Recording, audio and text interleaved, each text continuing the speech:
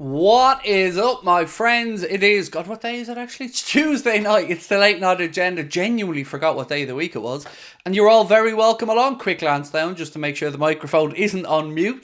Hope you're all well. Thanks for joining me tonight. Loads for us to go through. We'll be telling you why Niko Kovac won't be the next Liverpool manager. We'll be talking about a couple of players linked to the club, asking what should we do on Thursday night against Atalanta, and of course keep you guys up to date with everything else that's going on around our beloved Liverpool Football Club. Lovely to see you guys as always. Thank you for dropping by. Right, let's get stuck into it because there's a load to get through. I wish those dance moves were real, by the way. I wish I could dance like the cartoon character at the start of the stream, but I ain't got those moves. If I did, you'd probably have seen them by now. I said moves, by the way, because I know you've seen the moves. So that's for a different conversation, though. Right, how are we all? Let me get in, say hello to some of you in the chat. Corin, how are you? Oliver, lovely to see you in. Brett, TG, Lauren, Ash, Ronnie, everybody else in the chat as well. Lovely to have you guys in. Do keep me up to date with what's happening in the Champions League if you get a chance. I know Barca are 1-0 up. I did see Rafinha had scored for them. But of course, we're here to talk about Liverpool, right? And look ahead to Thursday. I did put out the preview earlier on. I don't know if you had a chance to watch it. If you did, let me know your thoughts on my team selection, my score prediction. And look, I'll be the first one to say, the score prediction is more out of optimism or hope than any type of reality or realism. I'm aware, but I have to believe, right? If I don't believe we're going to do it, then what's the point? So I've got to go ahead and think we're going to get the result. So on that one, there you go. Let me know your thoughts. We're going to talk about why the German FA are going to go after Jurgen Klopp to be their next manager. We are going to be discussing Naby Keita and his very embarrassing incident where he refused apparently to go with his teammates to the last game there against Leverkusen. We're going to be talking about Ruben Amorim, of course. But before we get into all of that, quick congratulations to Alexis McAllister, who has been named the Standard Chartered Player of the Month for March. I'm sure you're already aware of that. Very well deserved from Alexis McAllister. He had an incredible month and he looks very good with the Standard Chartered little trophy there as well. So congratulations to him. What have we got?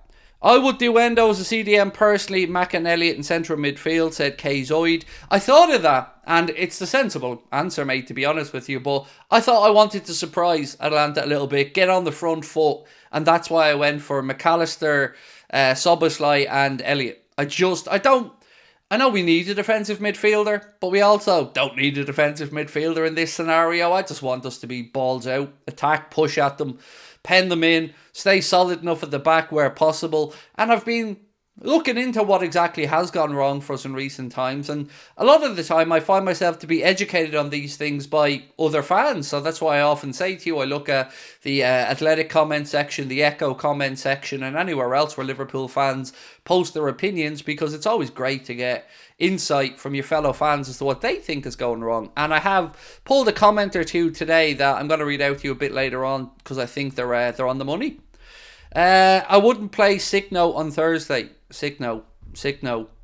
You're gonna have to go a bit further than that, mate. I don't know who Signo is. Sorry, you're gonna have to be a bit clearer than that. We've had a few Signos over the years, so I don't know which one you mean in this particular instance. But let's wait and see on Thursday. Look, if Jurgen Klopp goes out there with the same team again and expects a different outcome, I feel like that is almost the definition of insanity, right? He's got to make changes, and he's got to show players with hunger the ability to get on that pitch. So, yeah, whoever hasn't been performing needs to be benched. Press. Come on, boys, said Christopher Dugarry. Liverpool are better as underdogs, can do it tomorrow. Well, on the preview, I showed you the last two games we played against Atalanta. We were beaten 2-0 by them at Anfield, but we did go over there and beat them 5-0. So it is possible that we can go over, and I've already called it the miracle of Bergamo in my head. I've already decided that that's what it is. So we can do it. You know, we can go over to Italy and get that result, but we have to play to our best. Oh, is Darwin Signo? I don't know. That's what I'm saying. I've no idea who he's referring to with regards to the Signo comment. Craig, my brother, kindly explain how we can win the Premier League. By hoping Manchester City drop points. That's it. I mean, at this moment in time, it is not in our own hands, and nothing I can say will change that. What I can say is City have a lot of games coming up. Will have played twice before City next play in the league because they're playing in the FA Cup semi-final this weekend.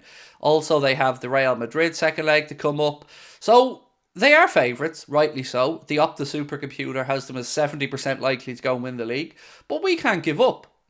We can't change where we are right now. We have to just take care of our own business and see how the cards fall. It's in City's hands. We just need to make sure that if, and it's a big if, they find a way to mess up, that we're there to capitalise. Are we getting too carried away? In what sense? Positively or negatively? Because all opinions, I think, have valid points. People that say we wouldn't have expected to be in this position at the start of the season, they have a valid point. People that feel annoyed about the fact we've dropped 5 points over the last 2 league games and thrown away what could be a good lead at the top of the league, that they have points as well. People are angry, people are frustrated, people are confused. There's a lot of emotions going on amongst my fellow Liverpool fans at the minute. And no, there's no you're right, I'm wrong. People look at things in different ways and we express our opinions in different ways, and we just need to try and be respectful to each other for having those varied opinions. Dortmund have gone 1-0 up, so that's now 2-2 on aggregate. I know people are going, let's go on Dortmund and all, but it's not a good result for England. If the German team knocks out the Spanish team, that's not a good result for the UEFA coefficients. If you want 5 Premier League teams in the Champions League, that's not the result you should be looking for. But we don't need to worry about it at the moment, do we? Because we're safely tucked into a nice Champions League spot. So leave those headaches for Spurs and Arsenal fans. Or Spurs and, Villa fans.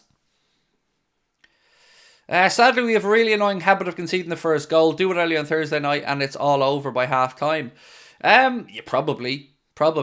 We've conceded the first goal in 21 games this season. I showed you guys a stat yesterday as well that we are -5 in the first 15 minutes of games this season in our goal difference, which just isn't good enough. But look, I want to start going through some of my notes here before I forget. So let's start off by a little bit about Jurgen Klopp and the German national team job, because that's one of the titles of tonight's stream. So the German FA are planning to approach Jurgen Klopp after Julian Nagelsmann became Bayern Munich's #1 target to replace Thomas Tuchel. This comes from the Daily Mirror. This is what I expected all along, to be honest with you. As soon as Jurgen announced that he was departing Liverpool, I never really believed that he was going to have a full year off. I just didn't think that was going to be the case. I do think he will take a break. But there has been some chatter for a while that if Julian Nagelsmann does step away from the German job, and it looks like he's going to take the Bayern Munich job, but the reports that have been doing the rounds, then it made sense to me that they go after Klopp. I've seen reports to say that maybe Klopp might take up the job if it's offered to him in March or April, which, would give him plenty of time for a break. I don't know how this pans out, but I could understand him taking the German job. That could be it. He could be the German manager for 4 or 6 years and then retire. I don't know what his plans are, but I don't think it's too big of a stretch. Certainly, if you're the German FA and Nagelsmann's departing, surely Klopp will be top of your list as looking to bring in. Eddie Cox Wilkins, thank you, mate, for the super chat. Really appreciate it. You didn't throw a comment in, mate, but I appreciate it. Who will be the difference maker at Atalanta? Hopefully Diogo. You would hope Diogo sniffs out an opportunity or 2 early doors. I think a lot of things have to happen, right? We got to score the first goal in the game.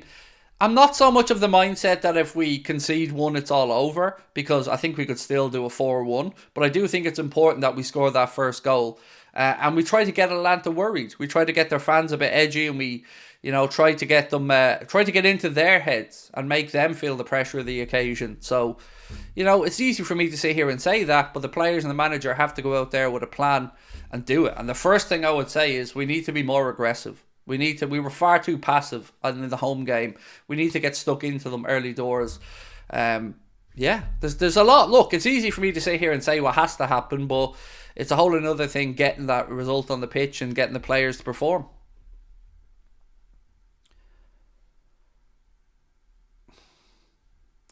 So, Matthew, is this the part where I ban you for you trying to bait me into a comment where you get me to say suck my balls? You know, I'm not a fucking child, but please feel free to act like a child elsewhere, because I haven't got time for your bullshit. Because there's and you were gifted a membership as well. I mean, what a waste of someone's hard-earned money for you to try and be clever. You're not clever. I keep telling you. You won't outwit me. You won't outthink me. You're not faster than me. You're not quicker than me. Give up. Stop trying to ruin our community with your stupid childish antics. Oh my God. Weird. If you want me to say suck my balls, just say it. And I'll say it for you, mate, to save us all the time of your childish stupidity. How do you think we will do next season without Klopp? Don't know. Don't know, mate, is the honest answer. There's always going to be some fear with change, but sometimes a change can be a good thing. So I really don't know. I'm not worried about us falling away and not being challenging for a few years. I don't think that's going to be the case, because I think the structure at the club, the players we've brought in, the academy, I think everything points to us being in a good position. But losing a manager as influential as Jurgen is going to take some getting used to.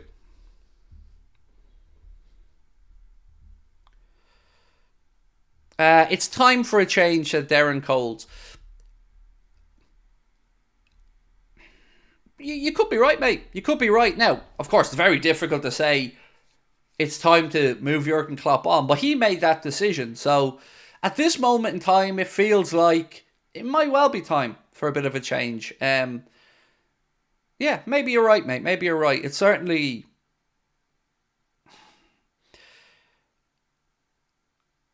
seems that there's a lack of motivation or something in those players at the minute. And I don't know if it's the bounce from the manager's announcement wearing off. I don't know if it's mental, physical fatigue. But I do know that we have looked a shadow of ourselves over the last 7 or 8 games. 1-1 in the PSG game and 2-0 to Dortmund. Wow, Dortmund doing bits. 2-0 over Atletico Madrid. Nice.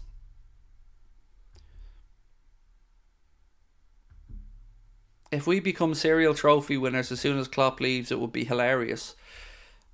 Look, I will always only think of Jurgen Klopp's time at the club fondly. He's given me, personally, the best years of my life supporting Liverpool. But I haven't agreed with everything he's done or said. You know, there's times where we've all felt frustrated by certain decisions, certain tactical tweaks, certain substitutions, formations. But, you know, whatever we want personally, it is going to be a time for change at the club. Just a quick one before I get through the rest of tonight's news. Tomorrow, we're going to stream a bit earlier because I know everybody's going to want to watch the Arsenal game. Everyone's going to want to watch maybe the Man City Real Madrid game. So I'm going to stream tomorrow from 6 o'clock till, let's say, 7:30, 7:15. So make sure you stick that in, a little reminder for yourselves. If you want to come and join us tomorrow, we'll be starting earlier at 6 o'clock so that we can all go and enjoy the quarterfinals of the Champions League. I know there's quarterfinals on tonight, but the English clubs are in action tomorrow. Craig, if Konaté's worrying form continues, would you consider Koundé? Chelsea and Man United are monitoring him. Look, Jules Koundé is a fine centre-back. No argument there. I just think there's probably better value than Jules Koundé. You know, once a player goes to Barcelona like that, price tag invariably goes up. So I think there's probably better value. Excuse me. What's the news of Ruben Amorim? Calm down. We'll get there, Vilmer, my man. We'll get there. I've got to go through the process, mate. You know, if I wanted, I could just come on, read out the news in 30 seconds and say night-night. But, you know, all good things and all that, Borough. All good things. Right, so something caught my attention late last night, and it was posted by LFC Transfer Room. And they said, Liverpool have held exploratory talks with Bilal El Kounas from Genk, and are planning to move this summer alongside Atletico Madrid and Spurs. There's talk of a £21 million fee. They go on to say LFC scouts were in the stands weekly watching his performances. I don't know anything about the kid. A quick Google search and a quick bit of a Wikipedia search Let me know that he is 19 years of age. He is a Belgian international, I think. No, he was born in Belgium. I think he's a Moroccan international. Sorry, he won the under-23 AFCON with Morocco. And that he's... wears number 34 and he's an attacking midfielder. That's pretty much all I know about this young man. So I did ask myself, though, do we really need another attacking midfielder at the club? You can argue we need some number 10s and maybe he'd be looked at in that role, but wouldn't be top of my list of priorities for areas of the pitch we need strengthening in.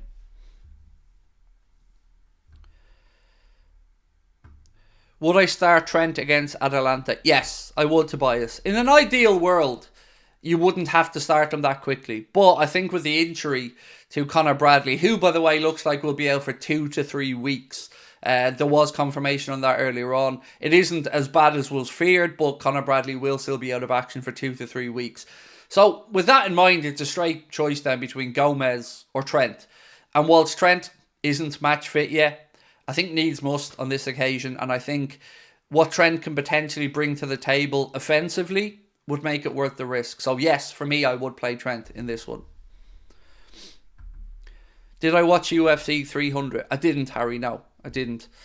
What was I going to go into? So, where's this one? Sorry, bear with me one sec. No, that's a different one. Remind me of a little bit to do on Manchester City's charges, and I'll go through that later on. What was I looking to do here? Sorry, I'm looking at my own notes, confusing myself. Done that one. Jota. Conor Bradley, we've done that one. Another bit of club news today, actually, that was posted by Neil Jones. David Woodfine is to return to Liverpool as assistant sporting director to Richard Hughes. He left his role as the club's director of loan management last year and is being brought back into the fold as Liverpool continues to beef up its operations department. So Neil Jones there just confirming that David Woodfine will be back at the club and will be the assistant sporting director to Richard Hughes.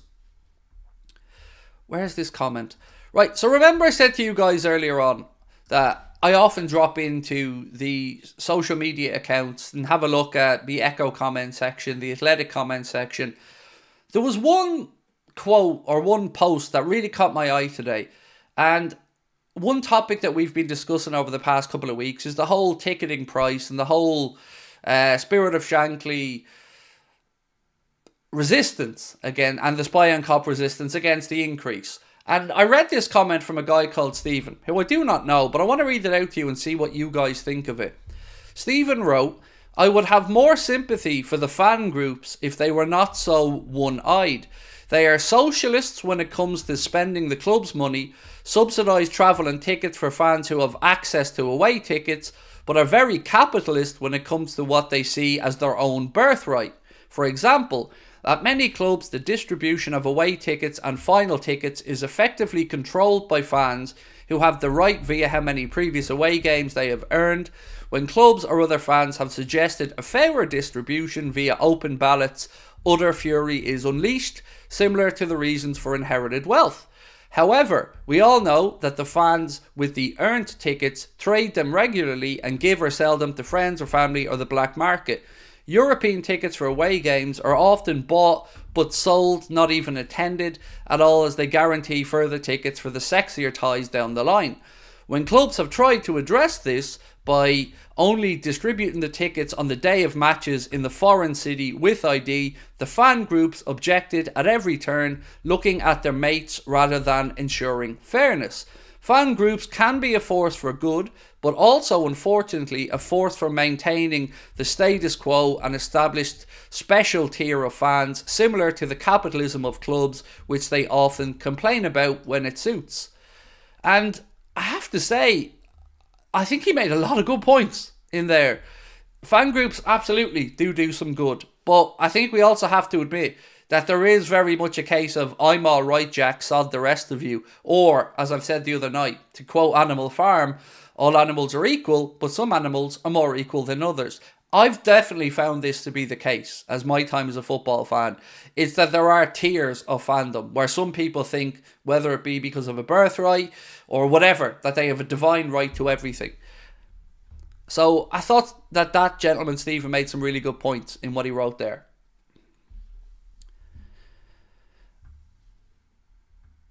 If we beat Atalanta, will I eat broccoli? No. Totally agree with Stephen, said Philip. Spot on, said NCE87. When will we know who's the manager choice? I'm trying to give you a rough answer, but I could give you the smart ass answer of when the club announces it. But look, I don't know the inside track on this. I don't have a source on the Amorim situation. But I can say to you, and I feel comfortable to say, I'd be astonished if he wasn't the next manager. After everything that we're seeing, it feels like negotiations are moving along. And once Liverpool get the contracts, the finances and everything sorted out with Amorim's agent, then it'll be time to address the Sporting Lisbon situation and the release clause. Honestly, I don't think there is any other options at this point. I think the club are firmly focused on Ruben Amorim.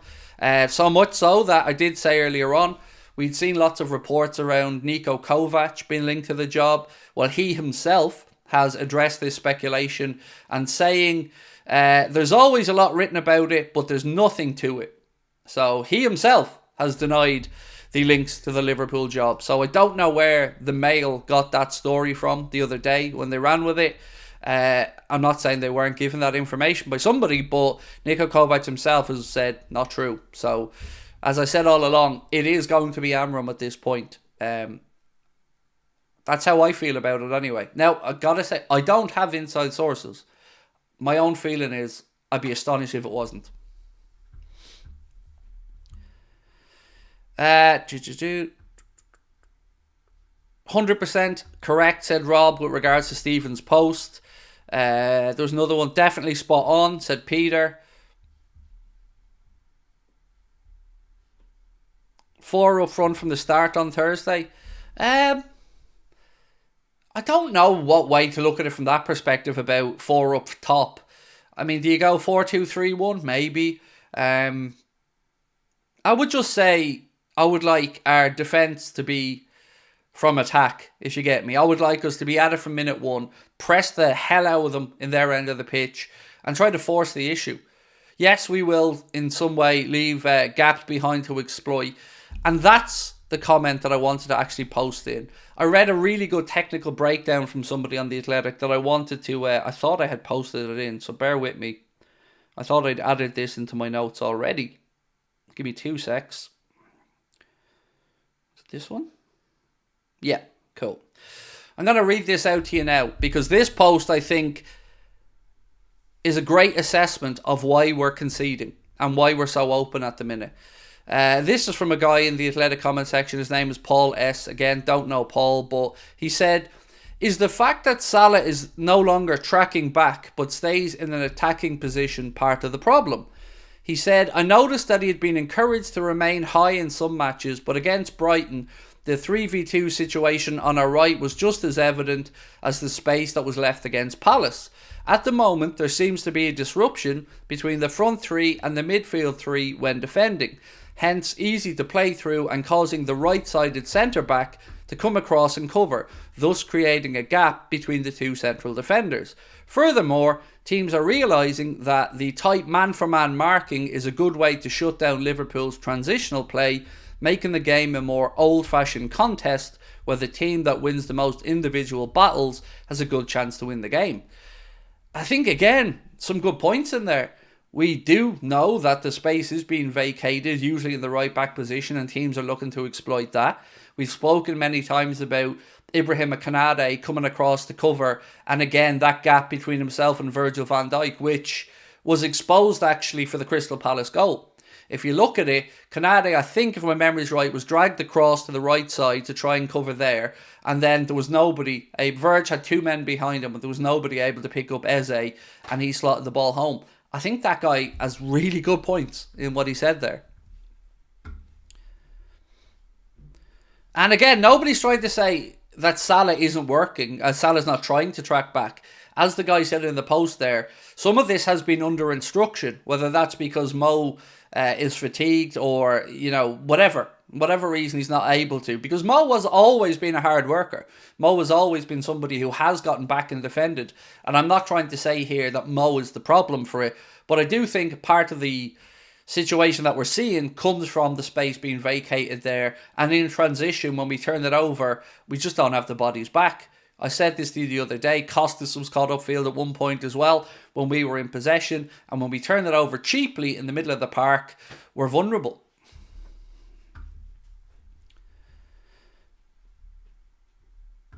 When will we win the next Champions League and Premier League? Well, hopefully the Premier League could be in a few weeks, mate. I know I'm being optimistic, but Champions League, I don't know. Nobody can give you those answers, mate. I hope soon enough, though. When is Amorim joining? What's your estimate? I think, look, he'll want to get the Portuguese title sewn up. They're 7 points clear, I think. They should do that soon enough. Then they've got a cup final. I think... I don't want to put a time frame on it because truly it would be a guess. I would be astonished, though, if we didn't get some more definitive news, at least of an agreement on the finances with the agent soon. This is the most difficult part, in my humble opinion, because we know what we'd have to do with Sporting. There is a release clause there. We know what the worst case scenario we'd have to pay. It's about convincing Ruben Amorim and his representatives that the club is in the right place for him, that everything that he will need to succeed will be there, that, small things, things like his backroom staff. It's not just going to be a case of how much do you want each week for your wages, mate, and come in. These are going to be difficult negotiations because you're talking about somebody's career and that next big step to a big club like Liverpool, and there's a lot of things that will have to be addressed from both sides. So I think once we get the agreement from the agent and the club, I think the Sporting part will move quickly then. So if you want me to guess at it, I'd be amazed if we don't hear something in the next 3 or 4 days about an agreement between the club and the player based off the sort of leaks that we're starting to see come out. Even Fabrizio Romano has come out to say Ruben Amorim remains a front runner for the Liverpool job as things stand, but nothing is done yet. There was some more posts today as well around the situation saying that Liverpool's players are comfortable with the idea of Ruben Amorim coming in to be the next boss. So I think everything is pointing in the right direction. But, football is a mad old business, and until the contracts are signed, nothing is done and dusted.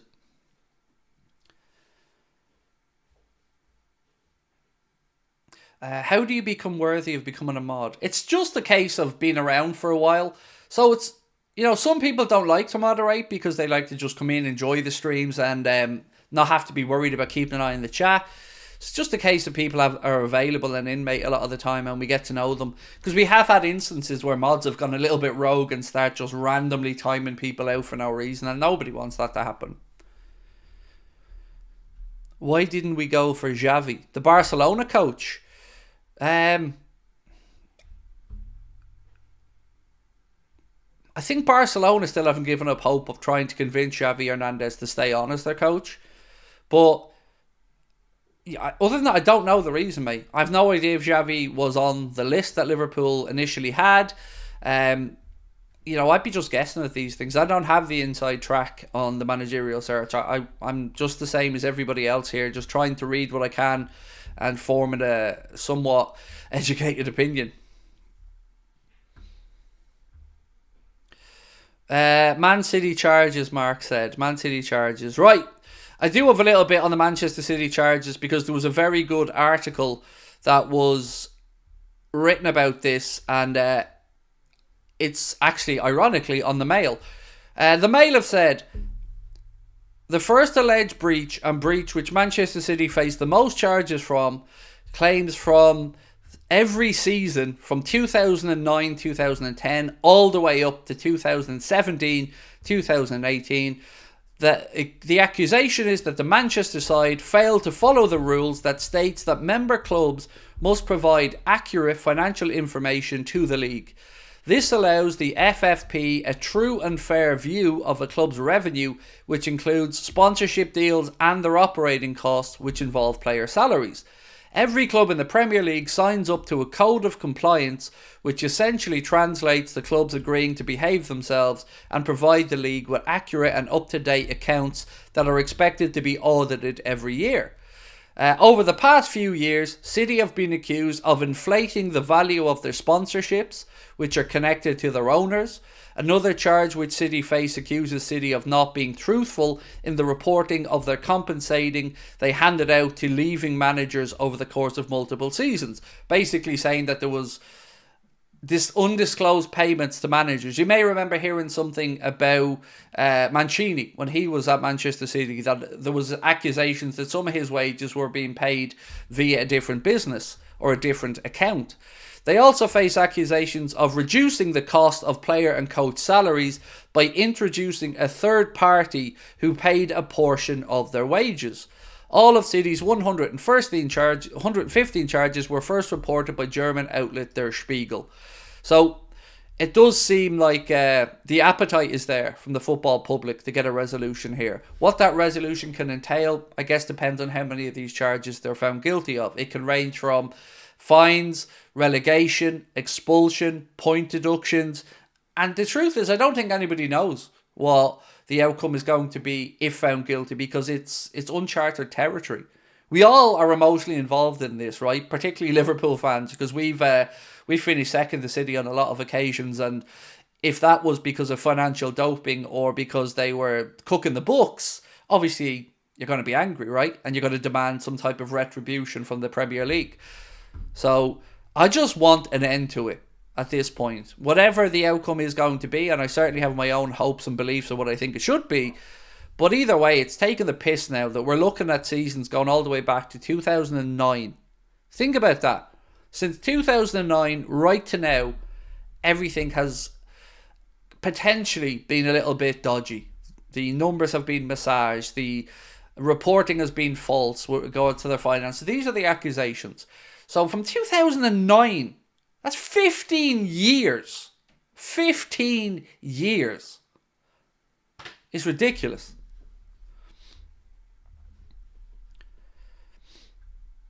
Is this Klopp's worst week at Liverpool? Well, my memory isn't one of my strongest suits, mate, but I can't think of many worse weeks than we've gone through. Or at least maybe a month. Maybe I can extend it to a month. Because the FA Cup game against United, the league game against United, the other side of the international break, right through to the fact that, of course, we, again, shit the bed at the weekend against Palace. It's not been a great time, has it? Did Gravenberch get injured or dropped? Well, he isn't injured. I don't know if he was dropped, but he wasn't injured. I can say that much. Why has Manchester City charges thing taken so long? The sheer complexity of it is one answer. Other clubs have helped these investigations. So Chelsea, Everton, they've been helpful to the Premier League and opened up the books. City, apparently, very different, making everything difficult, making everything time-consuming. And the hope through all of this has always been, and this is my opinion, that by the time the Manchester City case comes to being heard, everybody's either exhausted from it or are just at the point where they're like, well, no, City are a big team now. They've become a big team now. So they're earning money now. It's all legit. So from this point on, they're grand. But we can't ignore what got them to this point. You can't ignore the financial doping that they've been accused of. So for me, this has the potential to be one of the biggest sporting scandals in England ever. And if they are proven guilty, the Premier League, the English football, have to look after the best interests of the game in general and not just this juggernaut of a club that are winning trophies for fun. And, you know, nobody will deny City's proficiency on the pitch. Nobody will deny that Guardiola is a great coach. Nobody will deny De Bruyne is a great player. But it's how you built the club to get to that point where you can attract those players that is in question here.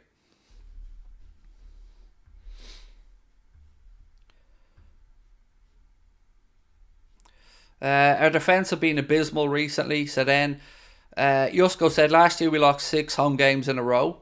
But last year, we weren't competing for anything really, if you get me. Like, yes, last year was a horrendous year, and my God, some days I felt like just banging my head against the wall. But when you get to the point of challenging, and we're getting to the business end of the season and we fade away, I can't speak for everybody, but for me, that stings, you know. It does, because you can argue about whether we should or shouldn't have been in this position, whether we've overachieved. It doesn't take away from the hurt, does it? When, you know, you're looking at a potential for every trophy at one point. As unrealistic as that is, to now look at it and think, our season could be over. You know, we could be kind of just treading water right now. If we don't get through against Atalanta and City just keep winning games, we'll end up with a Carabao Cup.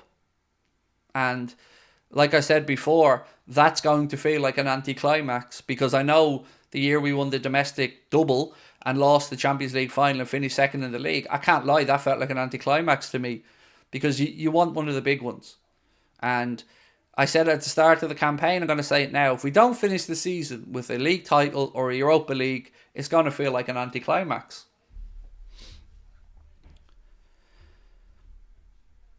What's your real outcome of the City charges? Honestly, I feel comfortable talking about the fact that I think they cheated. I feel comfortable talking about the fact that I think I'm fairly educated on the fact that I think they cheated. But what I don't feel comfortable doing is talking about the punishment, because I honestly have no understanding of what that punishment will or could be. There's a wide range of things that it could be, but I don't know what's realistic to expect. If you ask me, I'm a vindictive person. I think if you're proven to have cheated and denied that cheating all the way through, the book should be thrown at you. And relegation. Ironically, the people who are going to suffer in this most will probably be the Manchester City fans. And it wasn't them who did these deeds, if they're proven. Some of them may have turned a blind eye to it, but I can understand that to some extent as well. They're football fans wanting the best for their football club, and success is nice. You know, nobody doesn't like seeing their team winning trophies. So I guess it's easy to maybe either turn a blind eye to these things or not really care about them. So I totally understand the point for Manchester City's fans. But for me, it's simple. If you put your hands up in the air and say, yeah, you caught me, fair enough, I made a mistake, you caught me, and make it easy and admit what you've done wrong, I think that should mitigate the punishment. It shouldn't excuse the behaviour, but it should mitigate the punishment. If you had every opportunity are going, didn't do it,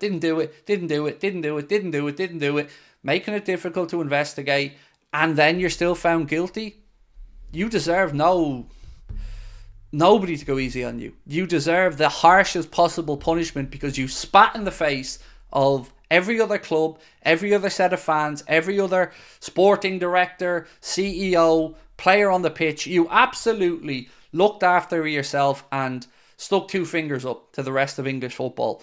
So that's why I feel so strongly about it. But I don't know what the punishment should be. I would like to see them fined into oblivion where they don't exist. But that's probably not fair either. Do you know how difficult it's been for me on a personal level over these last 4 or 5 years, talking about Man City constantly and being ridiculed or told, oh, here we go again, Man City stuff. I don't know how anybody can't look at the Man City situation and in the same breath say, I love football, I care about football, but I want City to win the league. Come on now. If you profess to care about the game, you want what's best for the game. So yeah, I don't know what the punishment might be, but I know that I want them punished severely if they're found to have committed those charges or committed those offences they've been charged with. Do you think there's anything behind our dreadful finishing? Also, Diaz's performances have been high recently. Do you think he wants to be in the shop window for a summer transfer? I have to admit, mate, I have had that thought, yes. I don't know it to be the case, of course, not knowing Lucho, but I had the same thought process as you. Is he playing good now to put himself in the shop window? Ultimately, I don't really care.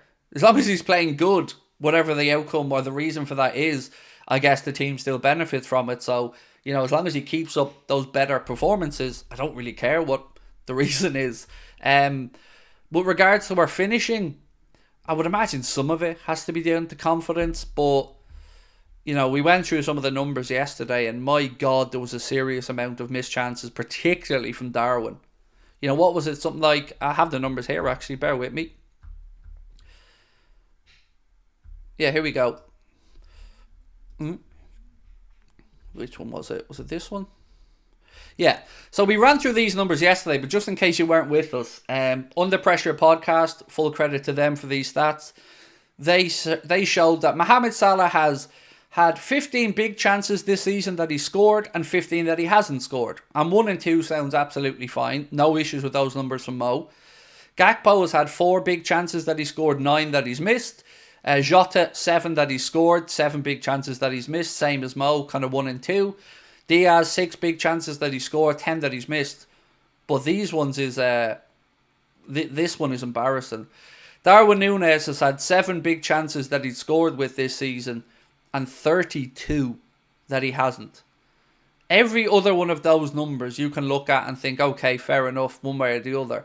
But 7 out of 39 big chances has ended up in a goal is just not numbers that show an ability to get it done. And we all like Darwin, but you can't excuse those numbers. You're supposed to be a striker. If you've missed 32 big chances out of 39, that's wasteful.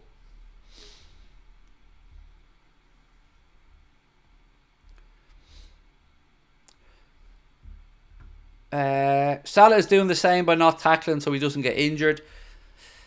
There have been times, and I'm going to be honest, there have been times lately that I've thought Salah's pussied out of a challenge or not put himself in harm's way. I think I actually said it during the last watch along at one point in one of the instances. So, look, I know we all want to look for a scapegoat, but there's multiple reasons and multiple poor performances that need addressing. Right from our defenders through to some of our midfielders and certainly to our attackers.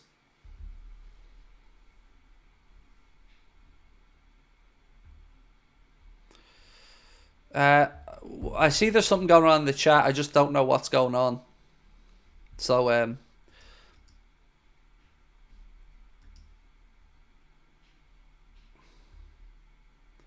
don't know what that's about, Okele, but I guarantee you something, Okele. You didn't even hear of Manchester City 5 years ago, you little glory hunting shit. So, and all the other people trying to bait me as well. It's not going to happen, lads. I know that your dream is to get me to shout at you because you've probably got some, I don't know, some weird fascination or the horn for me or something. But it's not going to happen. If you want somebody to give out to you, best go elsewhere because I don't have time for your childish little nonsense. You don't get to come onto my stream and tell me to shut up. I didn't drag you in here kicking and screaming. You came in of your own free will. And you're Craig curious. I get it. You're not the first. You won't be the last. I am pretty fucking awesome. I understand it why you come in. I mean, I'm charming. I'm entertaining. Handsome. I get it. I know. And you're sitting at home and you're thinking to yourself, I need to try and put this lad in his place because he's got it all going for him. You know, most popular Liverpool fan channel in the world. Unbelievable charisma. Could be the next James Bond. And you're sitting at home going, my life's a mess. I want to just shit all over this guy. I get it. I know, I do get it. I understand where you're coming from. And trust me, I am sympathising with you. But it won't work, bro. It's not going to work.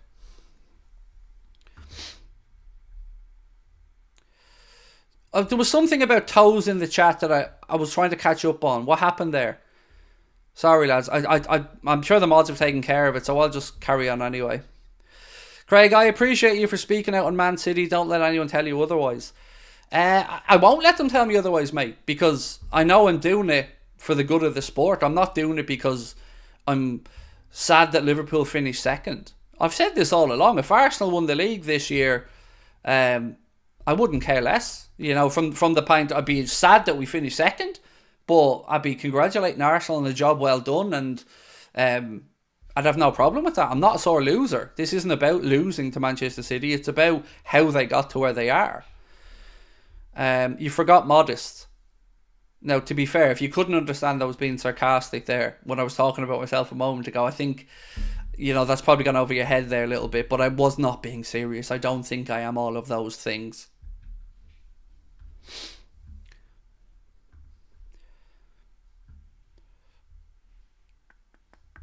Right, more stuff to get through because there's loads of notes today. So Pedro Sepulveda has again posted, and he said Ruben Amorim's name is positively appreciated within the Liverpool dressing room. The players welcome the Liverpool's board's main choice to replace Klopp. So if the players are on side, the board think they have their man. It does look like it's going in one direction. Couple of transfer links now, and one of them actually comes from Florian Plettenberg, who said Liverpool retain an interest in Eintracht Frankfurt centre-back Willian Pacho. Eintracht Frankfurt would demand a fee between 50 to 60 million euro for the 22-year-old. Now, I'm going to be honest, guys, I have no idea who Mr. Pacho is, so any information from you guys would be very, very much appreciated. If he's somebody that you know anything about, please do let us know in the chat, because I've honestly got no clue about the guy. Who mentioned Toes? Somebody said get Toes out a second ago, and I was thinking, but he's normally a good guy, so I don't know what that was about. That's why I was confused. So yeah, look, let me know if you know anything about Mr. Pacho, but for me, I've never heard the dude's name before.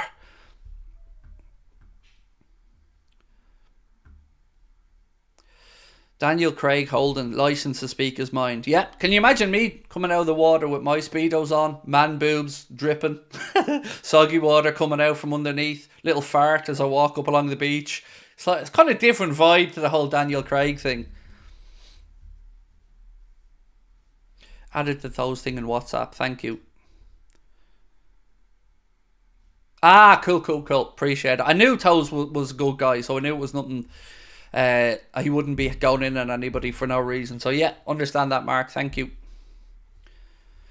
Frimpong, 35 million release clause. So I did see the Frimpong was linked to Manchester United, and there was talk of the release clause of 35 million quid.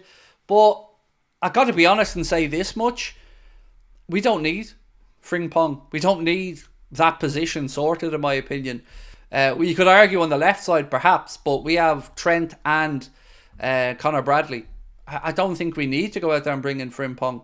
I think it's a case of looking at what we don't have and thinking the grass is greener. I'm really happy with the options we have on the right side. So for me, Frimpong would be an unnecessary expense.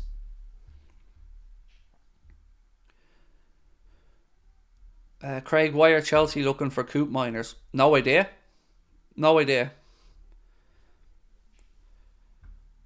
I never understand why other fans come in here giving a Billy big balls. I know, it's weird. I can't get it. Like, when United lose, I don't run on to other United channels and start laughing and posting opinions at them. It's a weird mindset. Like the whole mindset of United trying to take some pleasure or some credit for us having a poor couple of weeks and thinking that Ten Hag got in Klopp's head. Ten Hag needs to be concerned about a P45 coming his way, not wondering what's going on at Liverpool. The whole stuff finds me very, very crazy. Makes me very, very crazy. I don't get the mindset. Like, if it's your mates, fair enough, banter them. But, yeah. Referees, by the way, have been announced for this weekend's fixture against Fulham, and thank you, Mark, for this heads up. Referee is going to be Craig Pawson, assistant referee Mark Perry and Wade Smith, fourth official Sam Allison, and VAR Tony Harrington, assistant VAR Richard West. They are the appointments for that game. For the game coming up against Everton at Goodison Park, Andy Madley is the referee. Harry Leonard and Nick Hopton are the assistant referees. Fourth official Simon Hooper. Guess who's on VAR? Guess who they put on VAR for the Merseyside derby? Go on, have a guess. It's not Paul Tierney, it's the other one. Yep, they've only gone and thrown in David Koo. What could possibly go wrong with David Koo on VAR in the Merseyside derby? David Koo. Well done. And I read an article today where Howard Webb, with the big cheesy grin on his big stupid looking face, coming on to talk about transparency and coming on to talk about explaining the process of refereeing, and that they hope to get to a point maybe where referees' communications are fed to those inside the stadium. How about getting to the point where you don't intentionally rile us up by putting dodgy decision makers in the VAR hub on a derby? Every opportunity the PGMOL get to just try and wind us up a little bit more. Do you know what else they were saying? They were talking about how the Mic'd Up show has been a success. Fuck you! The Mic'd Up show has not been a success. The Mic'd Up show has been a pat on the back for the boys and Michael Owen not having a backbone. That's all the Mic'd Up show has been. Put me on the Mic'd Up show and I'll ask them the real questions the fans want answered. Not all, well, the process was, so, excuse me, Howard, hi, Howard, Craig here, Anfield Agenda. Just want to know, mate, when your VAR said boat went in high, when Doku was busy cratty kicking the shit out of Alexis McAllister, can you explain to me there how McAllister went in high by standing there? You know, your referee said that, and we're all like, that's okay. Michael Owen's like, yeah, and we're all like, excuse me, Howard? Howard, hi. What happened there, mate? How did McAllister go in high? Where was the highness there? Are you fucking high, Howard? Because you must be if you think that they both went in high there and that we're just going to sit here and accept that nonsense out of your mouth. Stop it, Howard. Put me on there. Anybody. Because imagine thinking Michael Owen is going to have the backbone to actually ask questions. Come on now. It's absolute nonsense. It's just another show to pretend there's transparency. Well, there's actually zero. The same with the referee show every week. The ref watch. It's just basically every week Dermot Gallagher telling us why the referees got it right. And it doesn't matter if Sue Smith or the other participants think he got it wrong. No, it doesn't matter. Dermot every week got it right. Oh yeah. Right. Dermot Gallagher actually tried to say that the handball for the United penalty recently was right. No, it wasn't, you absolute spanner. Mental. Like, Sky think we're idiots. Honestly, they think that we're all morons who don't know what we're seeing with our own eyes. And then they wheel out this other absolute omadon, this human potato, Mike Dean, who already admitted publicly to not doing his damn job, but we're supposed to take refereeing advice off this absolute spud of a man. It's mental. Didn't do his job because he didn't want to send his mate to the monitor, and we're being lectured by this clown every week about refereeing decisions? He has zero integrity to be talking to anybody about refereeing games of football. He's already admitted he didn't do his job. The man should be in front of a tribunal. Not given a cushy number on Sky. Who makes these decisions? Idiots. Honestly. I'm sick of football fans being spoken down to by these clowns that think we're all tickos.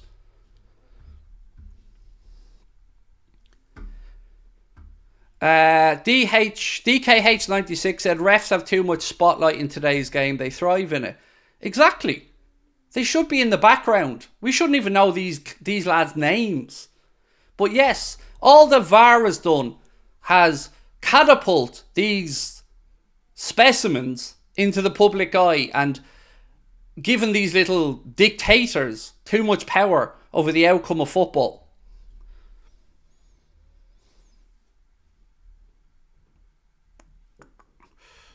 Why aren't the players complaining about VAR and refs? To be fair, they are. You know? Like, look at Gary O'Neill. That man, I don't know how he's kept sane this year with some of those decisions. It's just, there's no... How can you self-regulate something? This is what I don't understand. They self-regulate. Who are they accountable to? All these panels that they're talking about that they have players on are former players and former referees making these decisions. These adjudication panels. They're not withholding to anyone. They can do what they want when they want and talk about and implement the laws of the game as and when they want. Like the delay in VAR. Now the delay in semi-automated offside technology. These lads are absolute spoofers.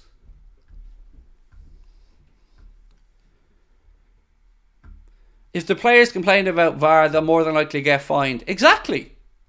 Which all that does again is just give these lads free rein to get away with it week after week. Again, I'm going to bring you one more example before I finish my little rant about referees. Imagine for 1 second that Andy Robertson did to Konstantin Hadzidakis what Hadzidakis did to Andy Robertson. What do you think would have happened? I think you know the answer. And it isn't that he'd get away with nothing like Hadzidakis did. If Robertson or any player did that to an official, they would be banned. But a ref can do it because, why? Because he's a petulant little bitch who wanted to try and act a hard man by throwing an elbow behind when Robertson was trying to get his attention. But that's acceptable? And you want us to respect these Neanderthals? Come on now. Again, hypocrisy. Right, so there was an interesting piece that I read earlier on from Sky Sports, and it was about the days and the amount of injuries that teams have had this season. And Newcastle have missed the most days through injury this season, up over 1,500. I'm not sure the exact number. Liverpool, interestingly, of the 3 title-chasing teams, so Liverpool, Arsenal, Manchester City, Liverpool do have missed the most days through injury this season of the 3 teams. Liverpool are kind of upper middle of the table. Arsenal towards the bottom, having less than, I think, about 800 days missed. Manchester City have been very fortunate this season. They've only had about, I think, 650 days missed through injuries to players. Then there's the number of injuries leading to 1 or more games being missed. Liverpool, again, quite high up that table with 30, I think it's 32 injuries leading to 1 or more games being missed. Manchester City have had, I think that's 19 injuries leading to 1 or more days being, or 1 or more games being missed. And Arsenal have had 21 leading to 1 or more games being missed. So injuries have certainly played a part for us this season in the title race or where we are. But what I would say is, and I think this is an opinion that a lot of Liverpool fans I've been reading opinions from think that we've gotten worse since the so-called first teamers have returned. When we were looking at the Jayden Dans, the Kumases, the Bradleys, the Bobby Clarks, we somehow were able to grind out results and find a way. But since some of the first teamers have come back in, we seemingly have regressed in our performances. And there's probably something to that. Now, I'm not saying for 1 minute that all the first team players that are coming back shouldn't get a chance, but I think there's something to it. You know, whether it's just the arrogance of youth, the energy levels, the lack of fear, I don't know. But it definitely feels like some people at the club are living off reputations rather than performances. And we all laugh and accuse Gareth Southgate a lot of the time of picking players who aren't in form for England. I would say Klopp has done the same thing on occasion, looked at the Liverpool squad and just kept picking players who aren't performing over and over again and expecting something to happen. Why do we get loads of injuries but Manchester City don't? I honestly don't know. Mate, I wish maybe somebody with a medical background or something in the chat can help out. You know, as a layman, I would imagine it's the sheer amount of effort that is required in Klopp's system. Be that the way we train, the pre-seasons we have, the amount of counter-pressing that we have to do, the amount of explosive running they have to do. I'm sure that the load factor plays a big part in it, as well as recovery time, games coming thick and fast. I'm sure that the club have tried to figure it out, but I don't know the answer. We seem to pick up a lot, though.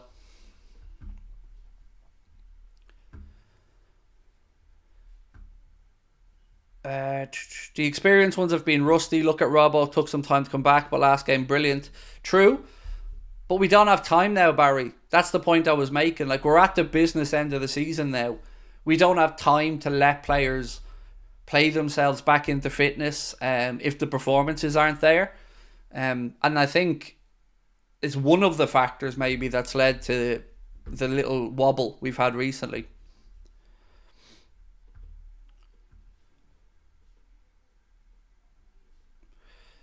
And also, there's a good point here as well from the Faceman Network. Said we should play the kids, or at least mix them up, starts more, and keep the opposition guessing. And I think there's something to that as well. You know, remember when we were beaten? I think it was the 5-2 defeat to Real Madrid. I think it was that game. And if it wasn't that game, then it was the final we lost to Madrid in Paris. But do you remember when, I think, Karim Benzema turned around and said, we knew how Liverpool were going to play. We knew how Liverpool were going to set up. We knew that Liverpool were going to leave space between the centre-backs, and we knew we could exploit that space. That's part of the problem. If teams know exactly what we're going to do, and then we go and do it, we must be easy enough to set up against them. And it's not the first time we've seen people talk about coming to play Liverpool and knowing exactly what way we're going to set up and play. Why haven't you been back on the kickoff? I was supposed to be on there, but had to pull out. I think it was last month. And at the moment, I don't know if they're doing watch-alongs or table shows at the minute.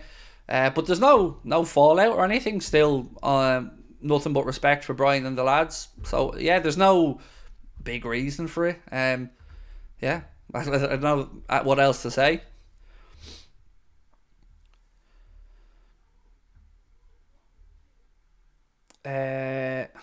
Danielle, I'm going to say hello to you, my friend, because you've asked me to mention your name. So Danielle Abbas, how are you? Welcome in, my friend. Lovely to have you with us. And who's our next manager? It seems like it's going to be Ruben Amorim, my friend. It seems like he will be the next Liverpool coach. So just again, confirmation, James Pearce posted out earlier on to say Conor Bradley set to miss 2 to 3 weeks and could have been a lot worse. I certainly feared it was a lot worse when I seen Conor Bradley hobble off the pitch or go down like he did. I thought that was ligament damage. I thought we were going to see him out for a lot longer. No problem, Danielle. We always like to welcome in new people, mate. It's lovely to have you with us. Is there any proof of this? And I'm supposed to read your mind, Lucas, and know what the fuck you're talking about. How do you think I know what it is you're talking? Any proof of what? You're going to have to give me a bit more information, my friend. I have no problem answering you. I just don't know what you're talking about. Any proof of Amorim joining? Did I say for 1 second that I'm telling you that Ruben Amorim is definitively going to be the next Liverpool manager? Never once have I said it, mate. Not once. But the proof is in the journalistic portrayal of the situation. You look at different journalists and there's varying amounts of them, from Fabrizio Romano to Pedro Sepulveda to others saying that he's the Liverpool's top target, that Liverpool are negotiating with his agent, that the players are happy enough if he comes in. You know, I'm not going to sit here and say to you it is 100% done, because it isn't. But I was asked who's going to be the next manager, and I said it looks like it's going to be Ruben Amorim. Up to you entirely if you don't think, it is going to be. I respect that. For me, my personal opinion, from the way things are looking, is that it will be Ruben Amorim. Did you hear that Naby Keita has been suspended till the end of the season because he refused to play for his club? Yes, I did, Ben. And what I found very interesting about that story was, so Werder Bremen have said that he refused to get on the team bus when he found out that he wasn't playing to go to Leverkusen, and that he drove home in his car. Then I see Naby Keita's statement that he put out, where he talks about people trying to undermine him, talks about people trying to ruin his reputation, talks about all this other stuff, how much he loves the fans, blah, blah, blah. You know what he didn't do? He didn't deny it. He didn't say he didn't do it.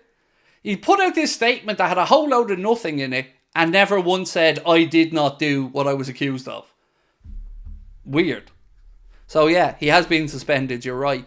And I don't blame the club. If he truly did that, then he deserves to be suspended.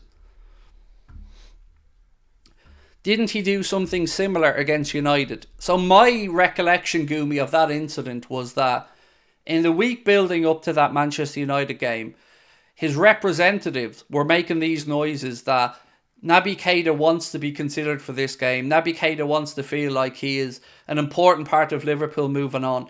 And if Naby Keita is not in the team, then Naby Keita may think about his future. That's my recollection of it. But just before the game, he's injured. Shock horror. So that proved how pointless his whole little nonsense was, because he's made of Weetabix. So yeah, his agent was giving it all this about him wanting to feel important, blah, blah, blah. And then, shock horror, he's injured again. How come loads of people have switched on Nunez recently, Craig? You're one of the few that haven't, and I respect that a lot. He's been class this season. I haven't given up on him because I can see what could be. But I have to say, the numbers are damning, you know. To have missed 32 big chances this season and only taken 7 of those 39 big chances. It's easy to see why people are frustrated by him. What you've said is true. He's really good, work rate, he fights for the team, he creates space for other players. There's a lot to love about Darwin Nunez. But if you want to play through the centre and you want to be the number 9 for Liverpool Football Club, you're going to have to be a little bit more prolific. And that conversion rate is going to have to change. Now, I'm willing to give him more time because I think if he can put all that together, wow, what a player. Even if it's over the course of 1 or 2 years, it would be incredible. But he has to start doing it.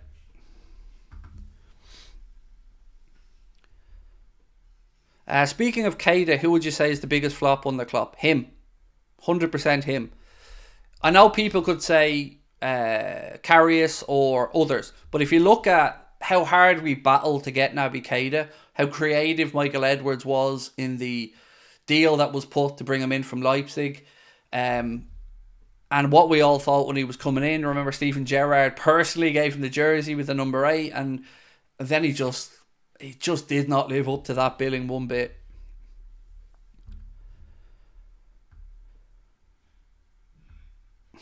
Watch the Champions League.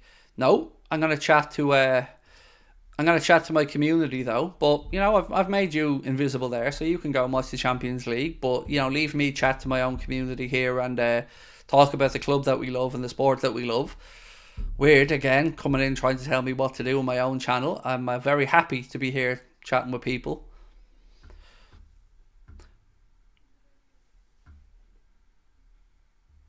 There's no bullshit. I'm not putting up with any crap anymore. Mods have been warned to just boot anybody out. Who, if you don't come in here and show respect to the community, to me, you don't have to agree with everything I say, but you do have to be a nice human being, because that's who we want in our community. We don't have time for assholes. There's enough of them on the internet. This is a place where people come to release them, have some fun, chat, share emotional stuff, support each other, figure out what's going on with the team. It's not going to be tainted by assholes. Finley Ears Guitar, how are you, mate? How's your evening been? It's been okay. It's been okay, mate. Had my game cancelled tonight for an unplayable pitch 30 minutes before kickoff. Hopefully we get the job done in Italy. Loving the streams. Yeah, I remember those days of having the games called off last minute, and you know, the heartbreak because you were looking forward to playing and excited to play. So I feel you. Yeah, hopefully we do get the job done, mate, over in Italy. Fingers crossed. Alex Macklin, thank you for the super sticker, mate.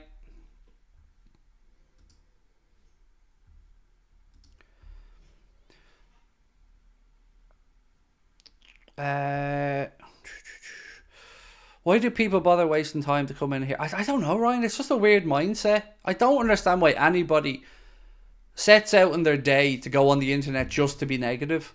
It's far easier to have fun with people, have a laugh with people, make a connection with people. It's far more fulfilling as a person to do those things. I don't get it. I just don't, dude. I've never understood the mindset of surrounding your life in negativity. It's not healthy. It's weird. Like, I want to make a connection with people. I don't want to drive anyone away or have anybody force us all apart. I look at it like this. I'm not on social media for a reason, because it's horrible. I come in here and we've created an environment that allows me to chat with people who are good people and have the same wants as I do, which is a safe, comfortable place to be yourself, to share your views on life, to be open, vulnerable, honest, happy, sad, not be judged.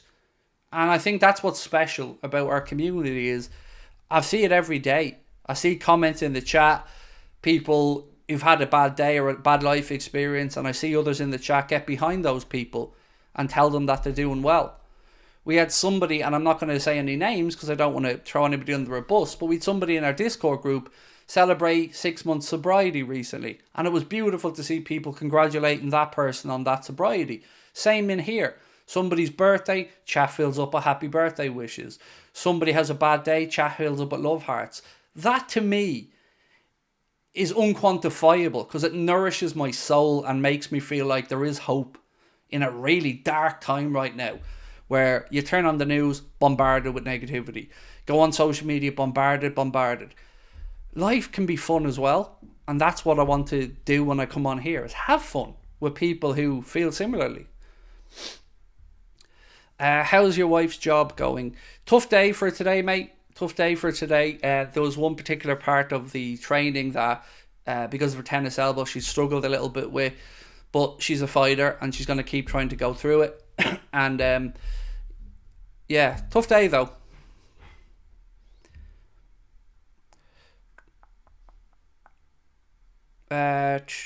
Craig, I love how you treat haters. It's strange what they think, but I respect you. Keep up the good work. Thank you, Joshua. Kerry said this community is full of love, good vibes for each other, and it's amazing.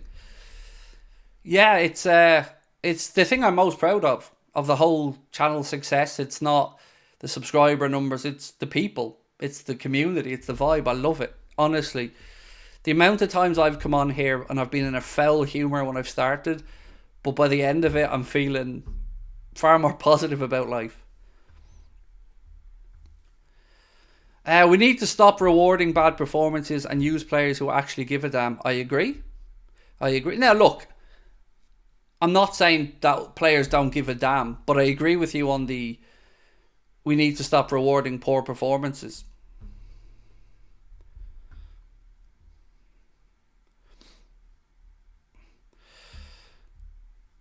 Jack, I'm going to say this to you honestly, and I don't mean to be disrespectful to you, but you're disrespecting our Discord staff. They're not staff. They don't get paid. They're other members of the Discord like you. I read back through the logs, and they did nothing wrong, mate. You just couldn't handle somebody having a different opinion to you, and you threw your toys out of the pram and left. Might be difficult to hear that, but that's what happened. So I understand if you feel disappointed. Nobody booted you out. You left petulantly because you couldn't handle someone disagreeing with you. That's real talk, mate. I read back through the logs. Nobody was bullying you. Nobody was trying to do anything. You just couldn't accept somebody with a different opinion to you, and you wanted to be negative and say that the team, we should all be what? You were just crying about finishing second to Man City every year, and somebody disagreed with you. You threw your toys out of the pram. So you left of your own accord. Your problem, not ours. Don't try and bring it into the chat.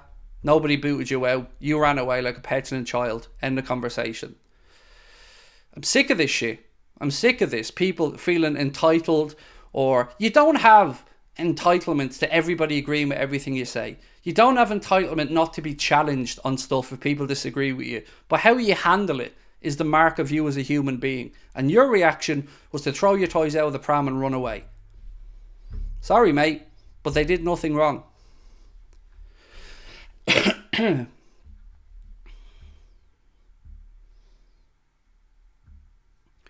Keita's situation might have something to do with his village. Some villagers in Africa are not happy with one of their own getting ahead in life. I've no idea, mate. I never looked at Keita other than what he did on the pitch, you know, and he just never really, for whatever reason, it just didn't work at Liverpool, and it was disappointing because we know what potential he had as a player, but you know, it just didn't work out.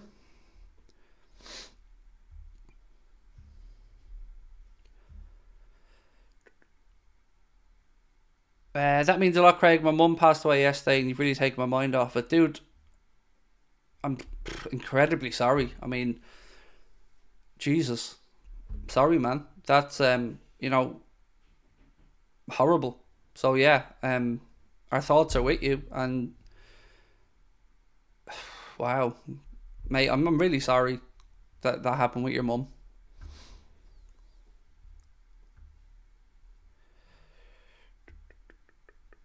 What was this one? Love your channel. Love my team since 1977, said David. Like it? Well, in, mate. Lovely to have you with us, David. And look, again, this is what I talk about with the chat. You know, people just looking out for each other, and I'm wishing Mike the best. And mate, it's I lost my own parents. I know how difficult it is, and I just really feel for you, bro. I do. I hope you're okay.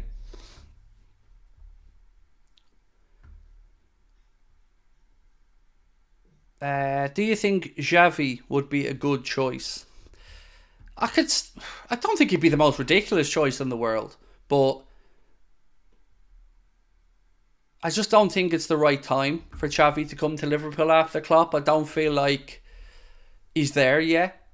I can understand Barca bringing him back in after his spell in. I can't remember, was he, where was he coaching, in Japan or somewhere beforehand, or in Qatar or somewhere like that. He's a Barcelona legend, so I could understand it. He understands the Barcelona philosophy, the way they play, um, but not for Liverpool. I don't think it would be the right selection. But I'm nothing but admiration for Xavi Hernandez. You know, he's an incredible footballer, and always comes across like a very decent human being. Whereas the Discord, it's private. So yeah, you don't need to worry about it, Kevin, my man. It's closed off anyway. No new people are getting into it because there's been leaks of personal stuff that people have shared that shouldn't be leaked. So we've closed it off for the minute.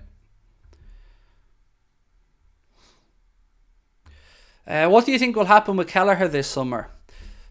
Oh, I really don't know, but I appreciate and understand every possible outcome. You know, I want Queeveen to stay if I'm being selfish, you know, because I think we're not going to get a better number two to Allison than Queeveen. But I do understand he's 25 and he may want to go in search of a starting role at another club. Um, so I think the club will understand whatever he wants to do, but I think it will be his decision. And I can understand whatever decision he makes. You know, if he stays at Liverpool, absolutely brilliant. If he decides he needs to go on, and Forest have been a club who've been long looking at Queeveen Kelleher as a choice, you know, maybe he moves on. But I hope we put a buyback clause in, at least. Tea or coffee? Oh, coffee, George. Oh, coffee, mate. I can't function without at least 2 or 3 cups of coffee a day. What are my summer transfer targets? Really hard to have any. Al Sadd was the club. Al Sadd was the club that Xavi managed. Thank you, Mark, for that. I don't know, because I don't know what the new manager's thinking. I don't know what players he may deem surplus to requirements, or what deficiencies the new manager may look at in the squad. I feel comfortable saying we need a centre back or two. I wouldn't say no to another defensive midfielder and maybe an attacker. But yeah, right now, I don't know. I mean, if you wanted some names, I'd love Inacio. I wouldn't mind Nkapie, Antonio Silva. Wouldn't say no to Jamal Musiala or Florian Wirtz. I know, unrealistic. But look, I have no idea what to expect in the market in the summer. How am I feeling ahead of Thursday, said Ryan. Weirdly, Ryan, I've no reason to feel this, but I am flirting with belief. I think that's maybe the best way I can describe it. I'm flirting with belief. Yeah. Logic tells me we probably won't do it, but, you know, it's us. And you never know. You never know.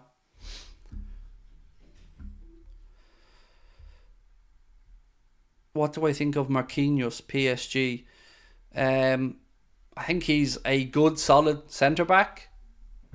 Stayed there for quite a long time. Is liked very much so, I believe, by the PSG fans. But yeah, surprised maybe he never made a move to the Premier League. Who is my player of the season? We talked about this yesterday, and it's difficult not to have recency bias and look at like McAllister or players that have been very good. Honestly, even though I've been critical of him from the past few weeks, I think over the course of the season, Van Dijk is probably the most consistent we've had. I still don't believe he's a leader, and I still don't believe he should be the captain. But separately to that, I think he's a very good centre-back. And, you know, we have had mistakes recently, but I think over the course of the season, probably him. I think he's been the most consistent. Will I be okay with Van Dijk and Salah leaving in the summer? Well, like, we don't know for a fact what's going to happen with either. Would I be okay with it? More so okay with Salah, I think, because I'm almost expecting it. Verge would leave a big space to be filled at the heart of that Liverpool defence. And honestly, right now, I'm not seeing another leader emerge from our defensive, or certainly our centre-backs. You know, Kanade is still relatively young and has a mistake in him as well as some injuries. Jarell Kwanzaa is obviously a young developing centre-back. So, yeah, I would be concerned if Van Dijk left.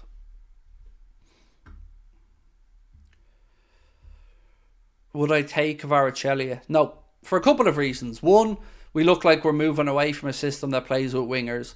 Two, I think that he's not shown enough consistency yet. I think, I know he's had an injury this year, but Napoli have been all over the place this season.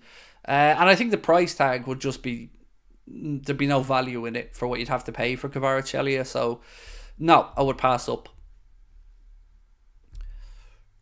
Do you think Klopp will release a biography about his life as a Liverpool manager? I hope so. I hope so, because from a selfish perspective, I'd love to read it.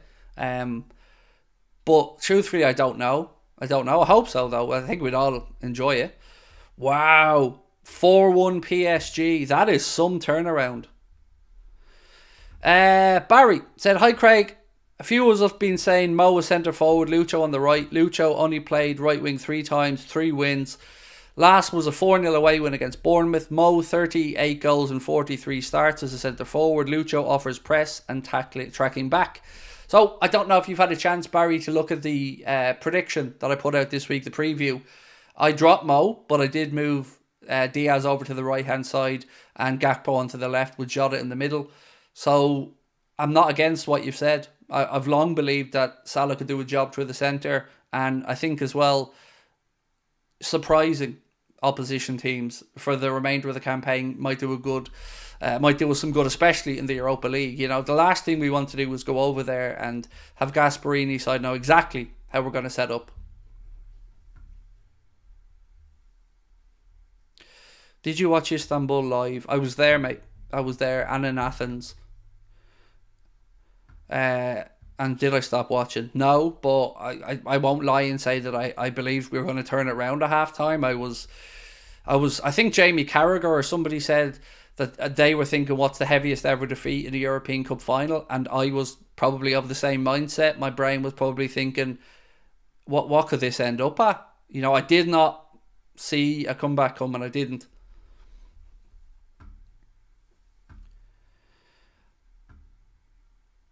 Unfortunately, there may be an Oil Clasico final in Wembley. Yeah, potentially. Do you know what surprised me, lads? I couldn't believe how close Chelsea are to Manchester United and maybe that 7th spot. I didn't realise that they closed the gap down to 3 points now. It's Chelsea maybe are going to do it. Maybe they're going to find themselves in a European place after all. Imagine if United got no European football next season. I'd actually prefer them in the Europa Conference League, to be honest, though. Right, my friends, I'm going to go and spend some time with the missus. But Tomorrow, 6 o'clock, we're going to be live tomorrow because obviously the Champions League games with Arsenal and Man City are on and everyone's going to watch them. So we're going to be live from 6 o'clock tomorrow evening. Hope you can come and join us. Don't forget as well about the tickets. If you want to come see us in Dublin or Belfast, you can scan that QR code. The Liverpool show tickets are going to go on sale May the 20th. For anybody who's asking, May the 20th for the Liverpool show tickets. They're going to go on sale. Appreciate you all. Talk to you soon. Have a lovely evening and thank you for dropping in.